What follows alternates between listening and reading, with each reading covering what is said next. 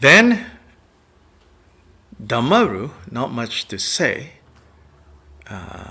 This is the Damaru. Except that, obviously, there are two ways to place your Damaru. One is with one surface down, and one is this way. And so then, in our tradition, we place our Damaru this way.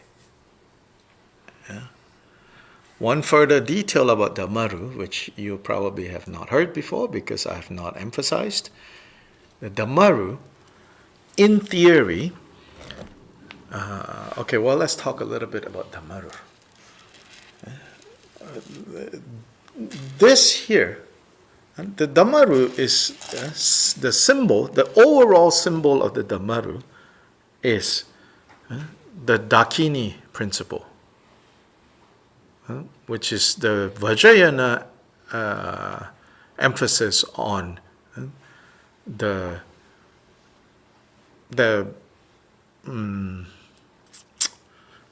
active principle of wisdom. So imagine to be female. So then this is the hair of the Dakini. So with all these ornaments decorating the hair of the Dakini. So this is also related to Tummo arising, the inner heat. So when this goes up, it's the Dakini dancing. As the Dakini dance, the inner heat rises up. Then it comes down, it's pulling back in, then going up again.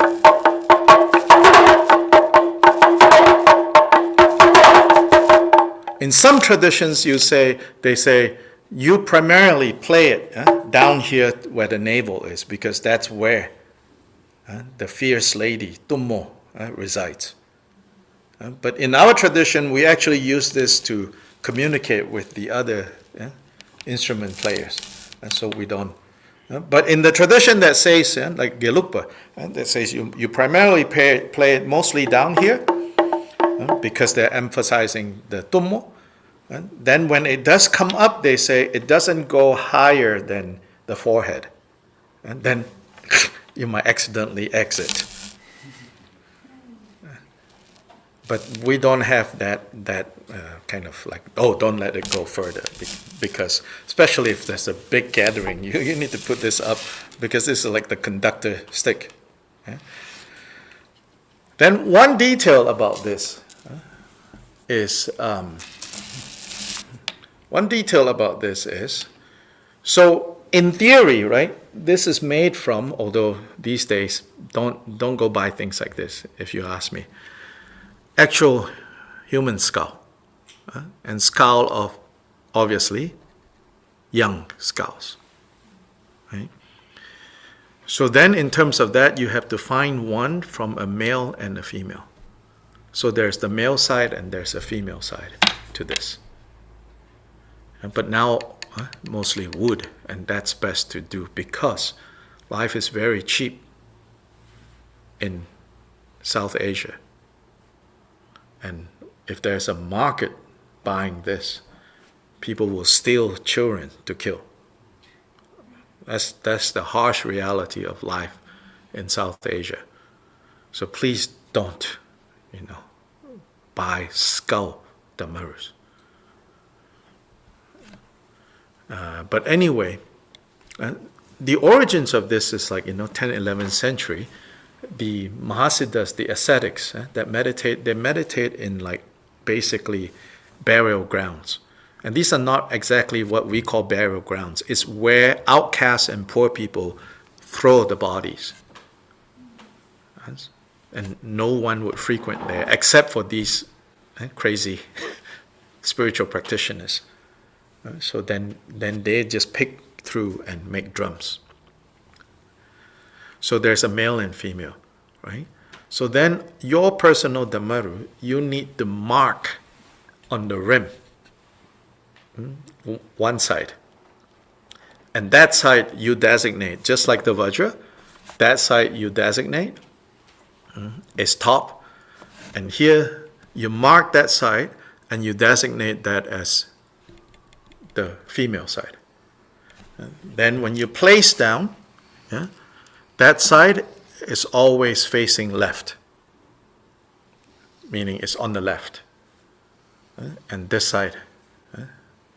So you always place your Damaru down in the same direction. And all of this, right? I mean, there might be these deeper things we say interdependences that you and I can't see. Then we call magic, right? Just like if we can't see and we don't understand how the microwave oven works, for all intents and purposes, it's magic, although we don't think of it as magic. But the people who build it know exactly what is going on there. Likewise, the great masters who develop these tools and apparatus, right? They see, we say, they see the interdependence of why this face this side, why that faces that side, and all of that. So there's that. And then you say, no, that's just too woo-woo for me. Fine, because some days I also feel like that, this is too woo-woo for me. I don't know, It depends on your mood, Some days you just wake up feeling woo-woo, other days you wake up feeling cynical, Either day is workable. On those days where you're feeling a little cynical, right? This is tools for keeping the mind grounded and mindful. So how you put it down, which direction you put, which is next to what, it all is there for you to train. Your mind being clear and not sloppy. One day like this, one day like this, one day like this, one day like this. And then you're all over the place. But when you get into this, so like filling water bowls that we do here, you can do it absent-minded, then not much benefit. But if you do it with mindfulness, awareness, not even dropping a drop of water, it takes presence of mind. Right? It takes presence of mind. And all of that then becomes ways to ground and center. Not like just mind concentration, In fact, more than mind concentration, heart. What we're talking about here is the heart is present. You are present.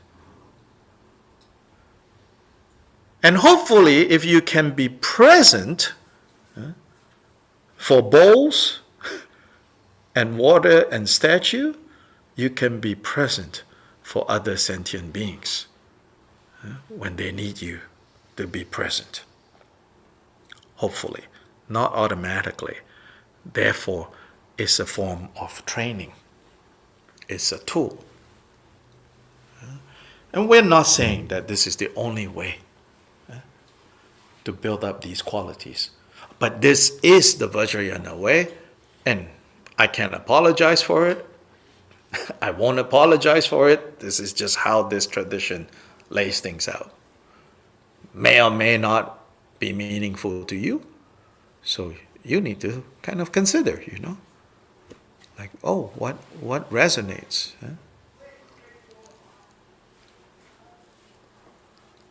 So these are the basic ritual accoutrements.